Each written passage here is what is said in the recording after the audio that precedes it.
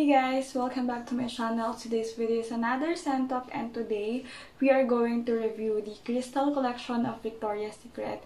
You have been asking me to review this scent and I'm sorry if hindi ko po siya ma-review. First of all, medyo marami akong ginagawa. Second, nung nakaraan, wala akong extra budget because mayroon akong pinag-iipunan. Yeah, ngayon mare-review natin siya finally. I got this scent from #1 shop in Shopee. Link will be down in the description box. But first, disclaimer, I don't know if you can hear me clearly because umuulan ngayon. Yes, kanina is super init nung nag-film ako ng isang video and biglang umulan. So, pasensya na if meron kayong mga naririnig na weird sounds from the background kasi nga umuulan.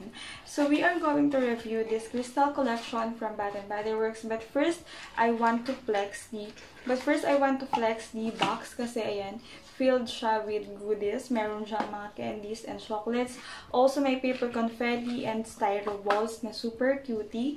And yeah, this is the star of the show. Nakalagay siya sa glass bottle, 10 ml decants. So, ganito yung cup niya. Yung kanyang nozzle is violet. Super cute niya, guys. Very aesthetic. Nakapag-post na ako ng picture nito and super natuwa ako dun sa outcome ng aking picture. So, ayun. Eto, i-review na natin siya finally. Feeling ko, I don't know, December ba to? Or January na labas. Super late na ako. So, I'm not so sure. Ang nakuha ko lang or nahanap ko lang kasi is the scent notes of this scent. Yes, i-review natin sila ngayon. If you are an OG viewer, alam nyo na super favorite and super love ko si Bare Vanilla because eto yung scent na feeling ko para talaga sa akin. Swak siya sa body chemistry ko first of all. Pangalawa, lahat ng halos flanker na lumalabas na meron si Bare Vanilla is nagugustuhan ko. Meron akong video ng iba't ibang collection or iba't ibang flanker ni Bare Vanilla. Link ko siya sa description box. Pero ito yung newest edition. Ito yung newest edition sa Bare Vanilla. This is the Bare Vanilla Crystal. Actually, meron nang lumabas na panibago which is the para siyang Heat collection. Halimbawa, Bare Vanilla Heat, Velvet Petals Heat, and ayun. Super late na nga tayo dahil ngayon ko pa lang siya maamoy and meron na siyang kasunod agad. So, etong Bare Vanilla Crystal, spray ko siya dito sa ating paper. Pero, ayun, meron ako ditong notes.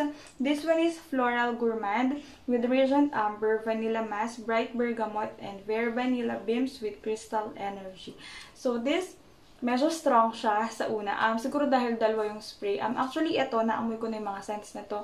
So, yun. Share ko lang. This one is strong scent for me. Heads up. Meron siyang mga kaamoy. And this is something in between Bare Vanilla Sunkissed and Bare Vanilla Decadent. This one is very musky. This one is very heavy and ambery. So, if you are into that kind of scent, feeling ko magugustuhan nyo to. This is deep and almost unisex. I don't know kung para sa lahat ganun yung amoy niya. Pero ayun, para sa akin ganun yung amoy niya. Medyo unisex siya. Closer siya sa Sunkissed than the Decadent. Pero meron siyang DNA nung parehas na scent na yun. So kung yung dalawa na yun or alin man doon is nagustuhan nyo, I think magugustuhan ninyo si Bare Vanilla Crystal. Pero for me, I don't know. There is something weird dun sa scent na to. Actually, ito talaga yung meron akong pinaka-high expectation because yun nga, favorite ko si Bare Vanilla. Kasi, ewan ko, lahat ng lumalabas na Bare Vanilla nagugustuhan ko. But merong something dito that is throwing me off.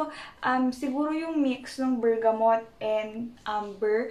Okay ako sa amber if this is sweet and gourmand.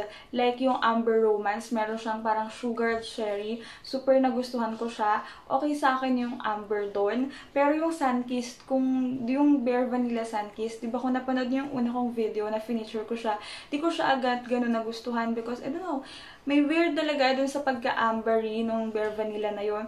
And nakuha nito, unfortunately, yung ambery na yon. Plus, meron pa tong halo na bergamot, like bright bergamot. Very, siya, parang punchy, medyo sour na scent na inihalo dun sa amber. And hindi ko siya ganun kabet, pero okay lang siya. Ako, isusuot ko siya, but I don't think I need a full size of this para lang mai-add sa collection. Especially ngayon na I'm trying to, parang ninarrow down ko yung collection ko.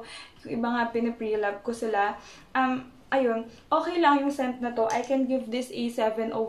Pero kung i-compare natin siya dun sa like yung Decadent on its own, super mas nagustuhan ko yun. Also yung Noir, yung Classic La Creme.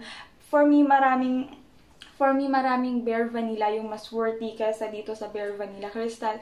Don't quote me on that, maaring hindi siya nag-work sa akin masyado, pero sa inyo, mag-work siya or magustuhan nyo siya. This is just my personal opinion. So, yun. For me, Bare Vanilla Crystal is okay lang.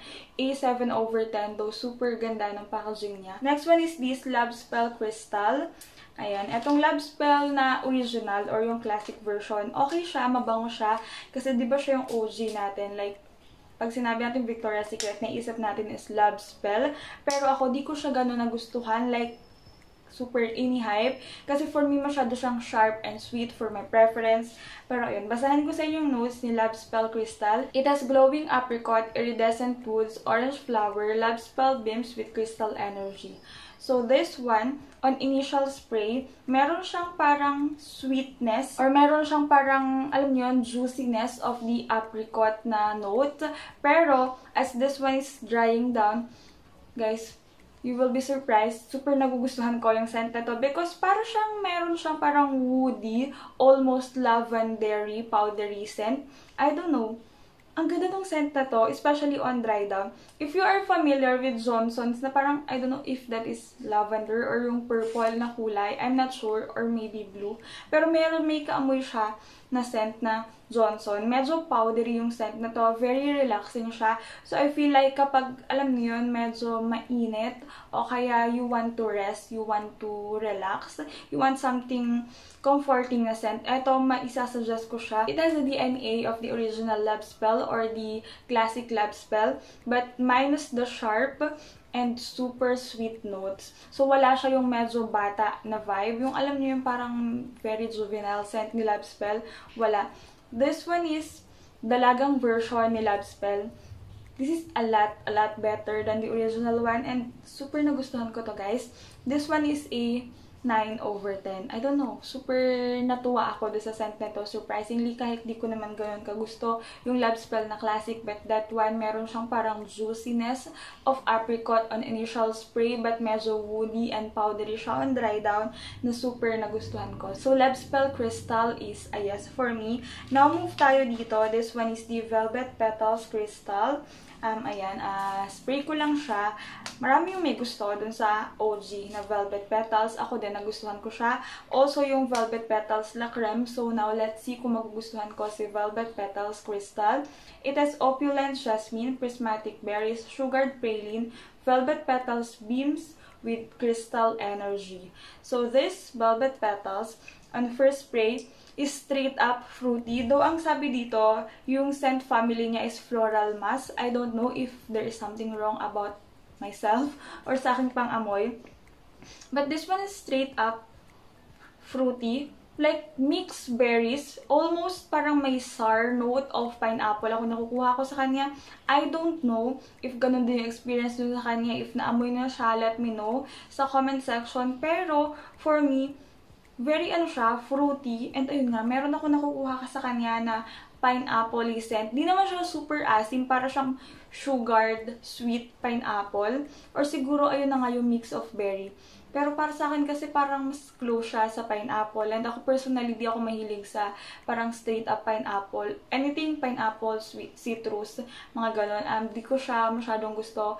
Di ko siya parang bet sa body chemistry ko. This one also meron siyang DNA ni original Velvet Petals.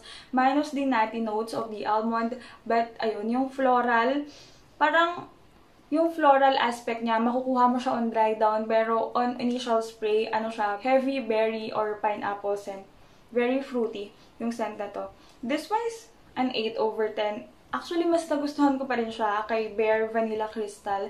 This is weird and this is surprising kasi alam niyo yan, sa lahat halos ng nire-review kong line, si Bare Vanilla yung palaging first, yung palagi kong favorite, pero ewan ko, for some reason, This one is an 8/10. Mas nagustuhan ko siya kaysa kay Bare Vanilla. So, napunta na tayo. This is the last na i-review ko. This is the Pure Seduction Crystal. Actually, super liit no expectation ko dito. Because I've been seeing people na ipini-pre-love yung nabili nila dito or na ganito. Kasi sabi nila medyo nakakahilo siya.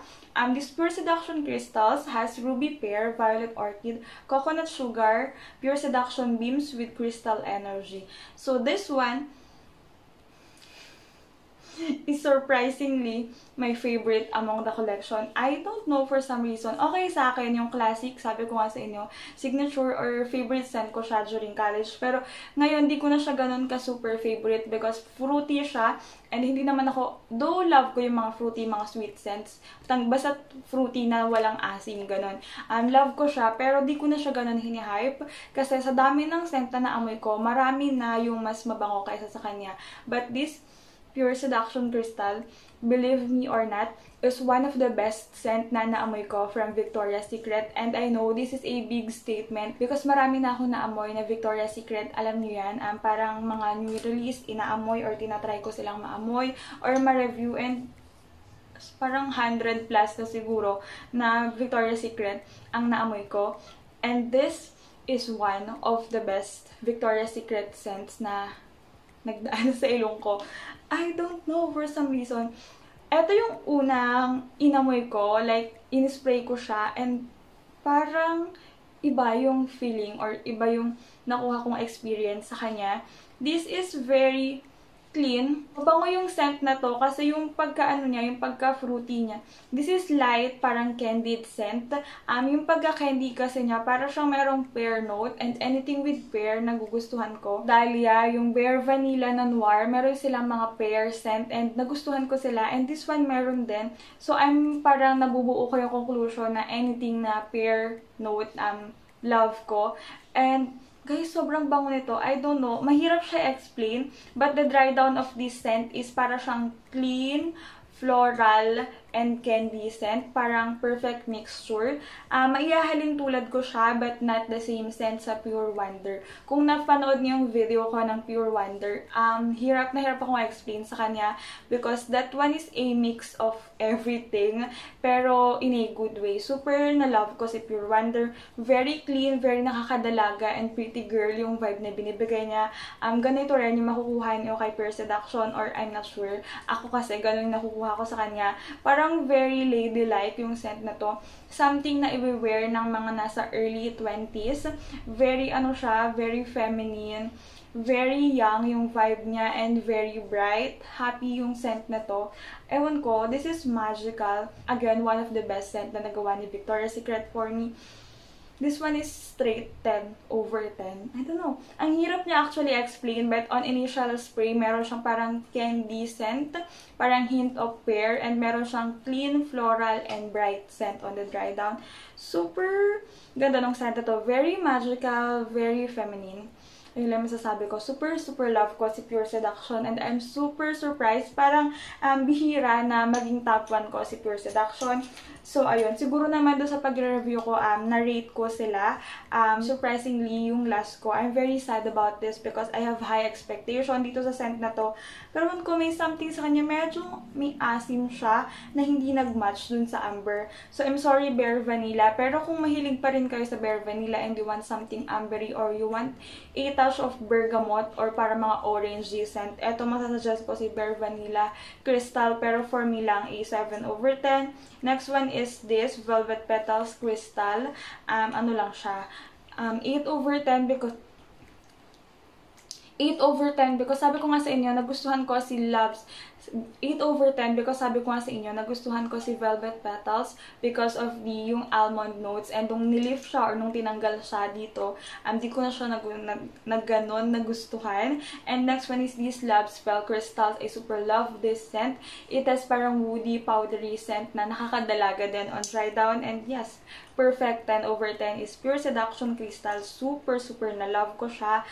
Meron pang isang seller na nagpadala sa akin nung decant na to. Di pala siya seller seller. Para siya nagpi-pre-lab. So, shout out sa iyo, Sis Ana. Pinadala niya ako nitong Pure Seduction crystals and I'm super happy kasi meron akong backup nito. Pero soon, kapag meron akong extra, I'm eyeing na makuha to because super bango nito, guys. And bihira pa yung nagtitinda nito. So, kung may mahanap kayo or kung gusto niyo lang siyang matry, check nyo sa #1 shop sa Shopee. Lagay ko yung link sa aking description box. Pero overall, this is a nice collection. Wala naman sa kanya like yung pinakaayaw ko. Medyo mataas lang kasi yung expectation ko kay Bare Vanilla Crystal, kaya medyo na-disappoint ako sa kanya ng konti.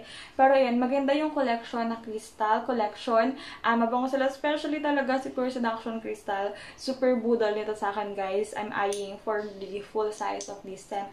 So, yun lang for the crystal collection of Bare Vanilla. So, yun lang for the crystal collection of the Victoria's Secret. Sana na-enjoy ninyo yung video na to. Sana nakatulong sa inyo. And if you are one of the person na nag-request ng video na to, I'm sorry kung medyo late. I'm sorry kung medyo delay. Baka nakabili na kayo ng mga scents. So, yun, patawarin nyo na ako. Pero again, thank you so much sa panonood nyo pa rin sa video na to. I hope nakatulong tong video nito and sana na-enjoy nyo. If you did, don't forget to give this video a thumbs up, subscribe to my channel, and don't forget to share this to your friends. Always keep safe. Bye!